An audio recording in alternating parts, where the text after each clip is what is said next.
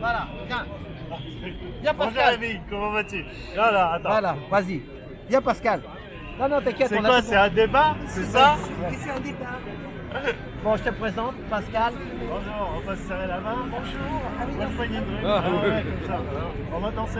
Hop, hop. Et des coudes. Voilà.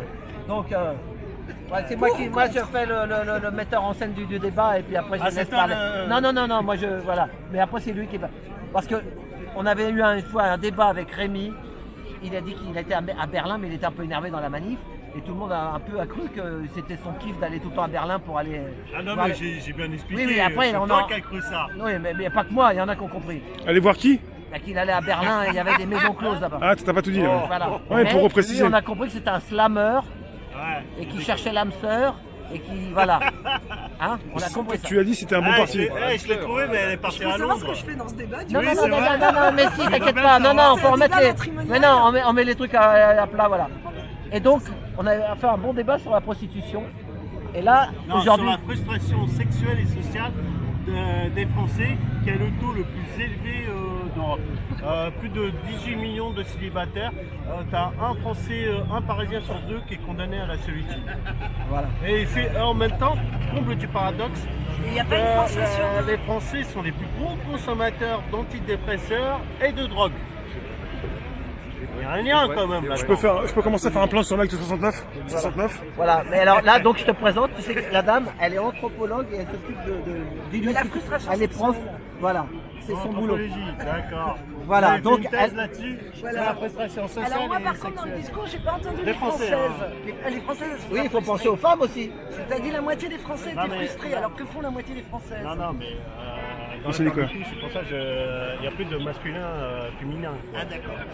C'est pas Français, seulement que les Français au pluriel. Quoi. Oui mais il n'y a que C'est, des maisons closes pour les hommes. Hein. C'est ça aussi. Mais non, mais attendez, non, attends, c'est pas sexuel. Le problème, c'est qu'on constate quand tu vis à l'étranger, comme j'avais parlé à Oui, c'est Berlin, tu sais, il y a beaucoup de francophones là-bas, C'est ça. belges, suisses, rappelle-moi, canadiens, non, c'est pas vraiment, c'est plutôt, je parlais au niveau des Européens qui vivent là-bas, quoi. Et donc, ils me disent, mais bien avant l'insurrection des Gilets jaunes, ils disaient, mais pourquoi les Français, quand ils viennent en Allemagne ou ailleurs, on a l'impression qu'ils sont pas bien dans leur peau, quoi. Ils sont pas bien dans leur peau, on voit qu'ils sont très consommateurs de drogue. Ils peuvent pas se passer de hashish une journée et que constamment on se fait aborder en disant ah toi si t'es français, en fait non c'est pas pour moi mais dis-moi où est-ce qu'on peut trouver une maison close ou un truc comme ça. Non mais c'est pas pour moi c'est pour un ami. C'était quand? T'as vu ça quand? À quelle époque? Quelle année? Depuis tout le temps à chaque fois que je pars là-bas à Berlin. Même assez. depuis Même. 2009. Il y a pas, ah, d'accord. Jusqu'à assez récemment. Non mais moi donc, ouais, mais donc C'est voilà. encore pire, c'est encore Donc, pire. mais Parce moi- que maintenant, Berlin est une ville très visitée maintenant par les Français et c'est de pire en pire. Quoi.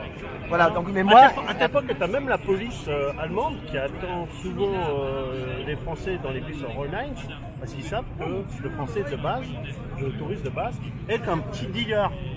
Il a toujours sa drogue sur lui. bon alors voilà, donc moi je voudrais parler justement à Pascal, lui poser cette question. Qu'est-ce qu'il faudrait justement pour que les Français aillent un peu mieux? Pour les Français, moi des fois dans mon taxi j'en prends, l'autre jour j'ai pris un vieux monsieur qui me disait ma femme, tu sais comment il l'appelait? Il dit ma femme c'est l'hôtel du cul tourné. Donc il me dit je vais en Allemagne justement, il m'a dit. Un client, hein, mais un monsieur qui avait 70 ans à la retraite et tout. Hein. Elle me dit mais moi de temps en temps, mais il avait une entreprise, il a des sous, il va avoir des sous hein, pour aller. Mais Moi, qu'est-ce qu'il fait là-bas eh ben il va dans. Il m'a donné, j'avais même noté le nom. Il m'a dit. Il a côtoyé l'âme sœur. Il m'a donné un nom, je sais plus quoi, mais bon, moi je m'amuse à noter, mais enfin voilà. Mais il dit Donc, pas de nom. Non, mais c'est pas ça. Prépare un C'est que bouquin. qu'est-ce qu'il faudrait pour pas que les Français aillent soit à la Jonquiera là-bas en Espagne, soit en Belgique, soit en Hollande, soit en Allemagne. Et pourquoi? Mais j'ai pas dit que c'était. Moi, pour moi, je suis contre. Moi, pour une femme, je préfère qu'elle ait un mari, qu'elle ait du boulot, qu'elle travaille. Et voilà, je le dis déjà. Qu'elle aille pas dans les maisons de prostitution. Voilà, c'est ça. Comme cliente. Comme surtout qu'elle fasse ce métier-là, c'est pas quand même un métier. C'est des fois, ils font ça de force.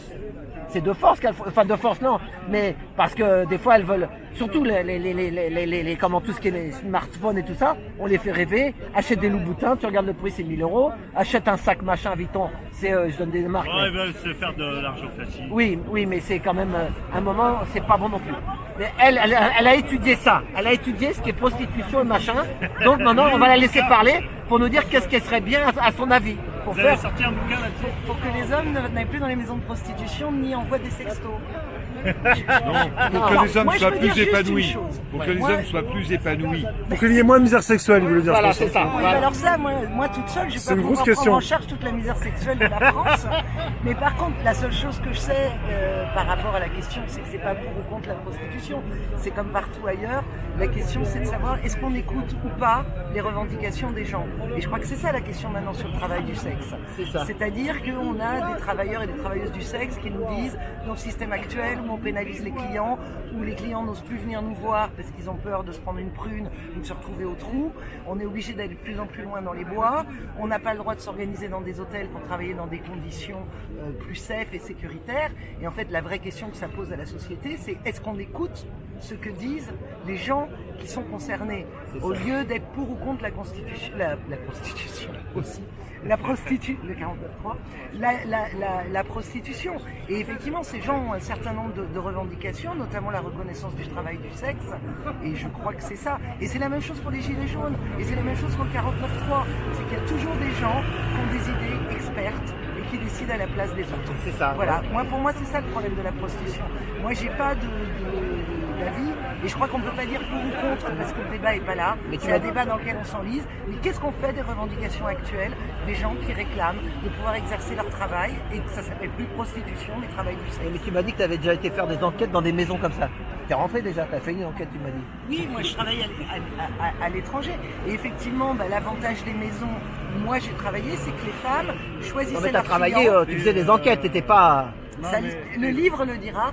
Et Ah, tu vas donc, faire un lit, d'accord. Le livre, voilà, c'est ce que je disais, le livre. Mais t'étais où, toi, dans quel pays? moi j'étais en Bolivie. Mais c'est intéressant parce que c'est des maisons qui fonctionnent comme les maisons closes qui fonctionnaient en France jusque dans les années 40. Voilà. Sauf que les femmes, elles ont gagné le droit de dire non si elles n'aiment pas les clients, de mettre leurs tarifs, de décider de sortir, de rentrer, Voilà, c'est de ça, ne pas être d'être fiché libre. par la police. Et donc finalement, ça change complètement le regard, parce que quand on dit la prostitution, il n'y a pas une seule façon de se prostituer, il n'y a pas une seule organisation de la prostitution, il y en a plein. Donc on ne peut pas être pour ou contre la prostitution, on peut être pour ou contre certains modes d'organisation de la prostitution C'est ça, oui, c'est qui ça. permettent aux gens à un moment de leur vie, c'est pas toute leur vie, de pouvoir décider ou être acculé, mais de faire de la moins pire façon, de vendre des services sexuels. Voilà. Alors évidemment, on préférerait tous, soit que les services sexuels soient extrêmement bien rétribués, y compris dans le mariage, y compris soit que les femmes puissent accéder à d'autres emplois si elles en ont envie. C'est tout.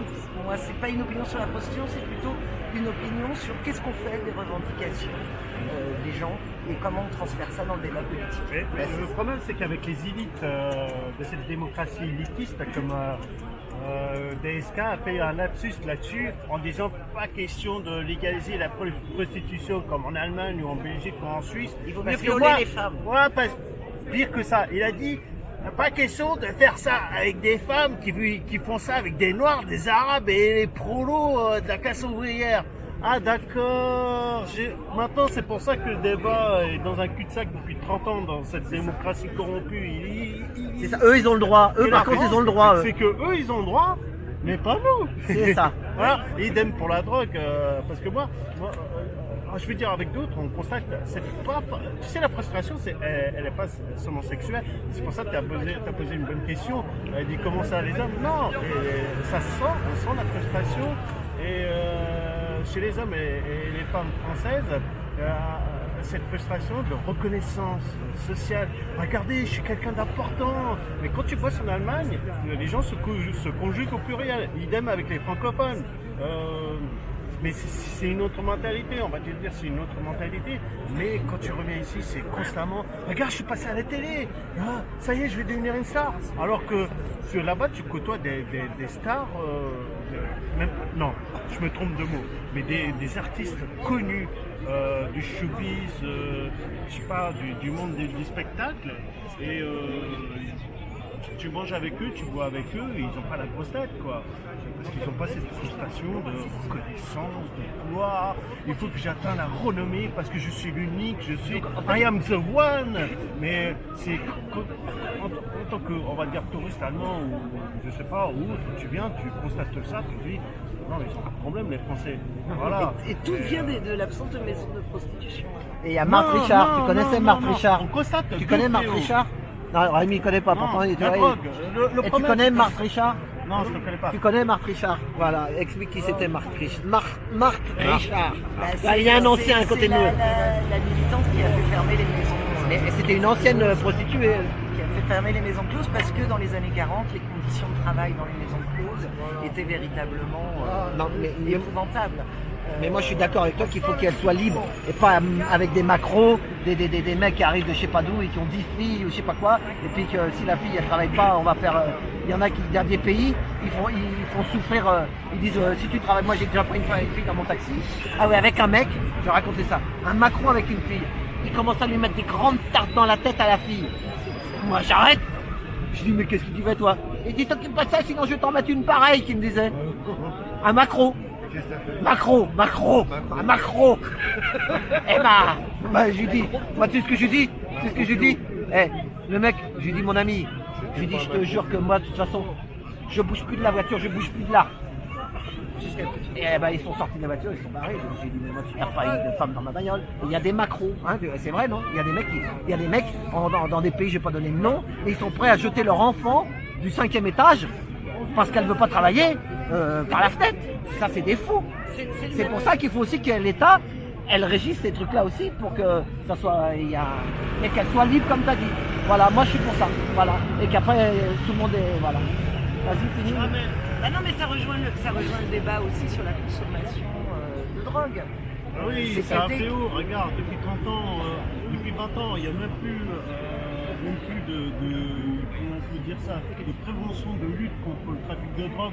Ou à la télé, tu vois même pas une pub qui dit c'est pas bien de prendre de la drogue. Alors que dans les années 80, tu avais le monde des médias qui disait, Ouais, c'est vrai.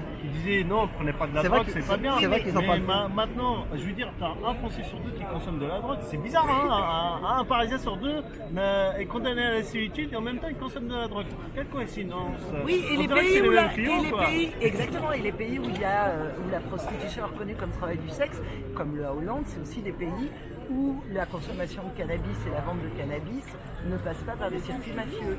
Donc, Elle est régulée, elle est légalisée, elle est contrôlée. Exactement, c'est Maintenant, aussi- à l'heure actuelle, écoutons par exemple Gérard Fauré, le plus grand dealer de Paris.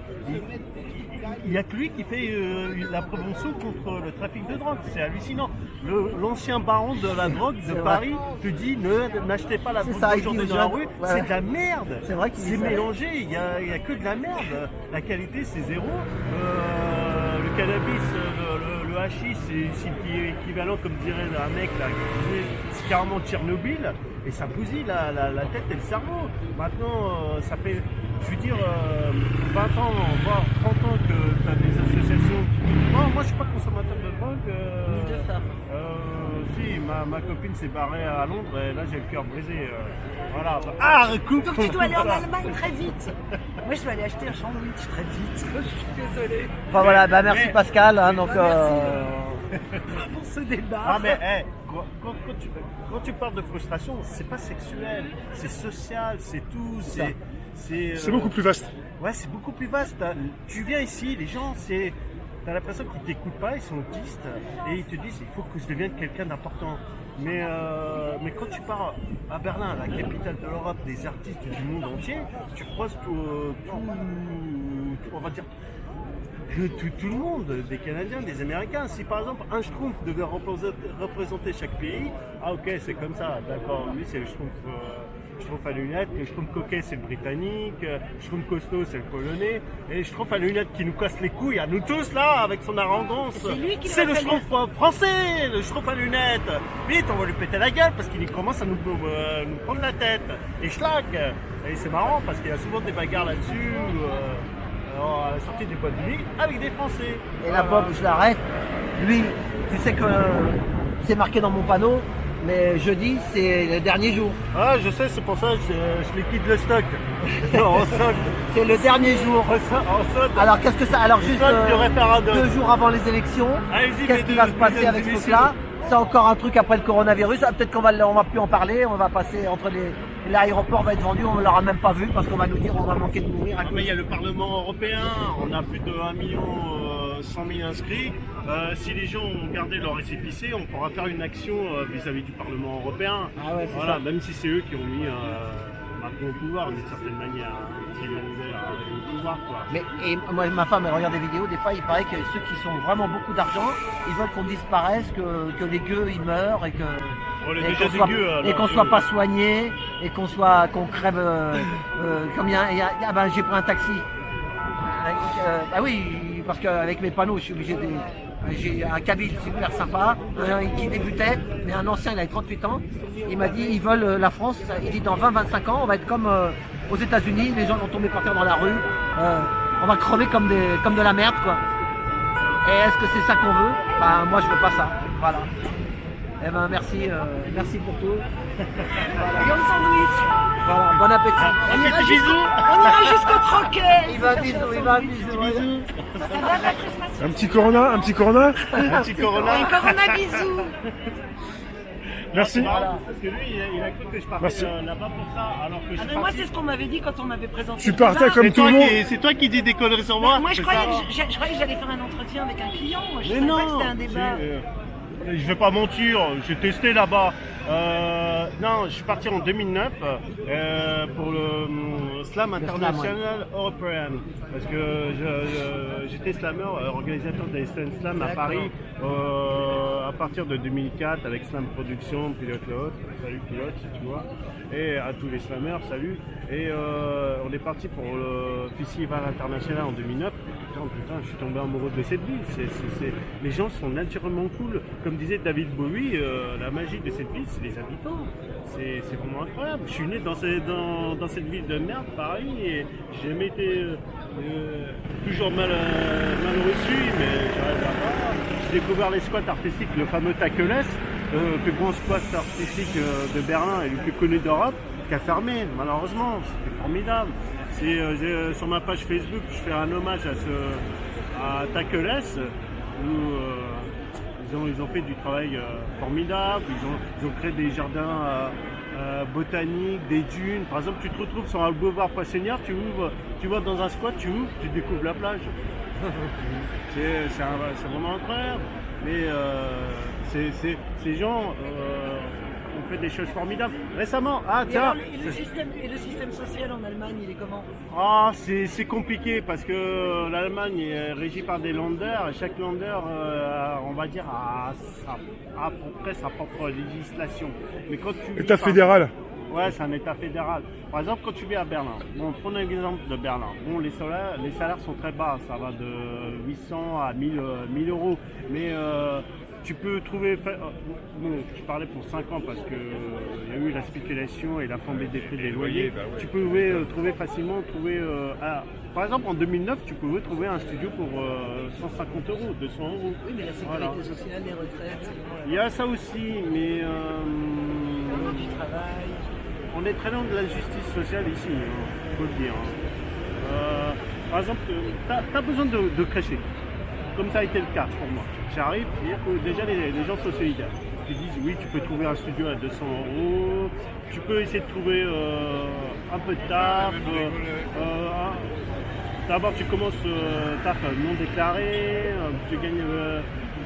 Les gens font plusieurs boulots, mais après la bouffe est pas chère, les loyers pas chers. Là, ce qui a changé, c'est que les loyers sont devenus très chers.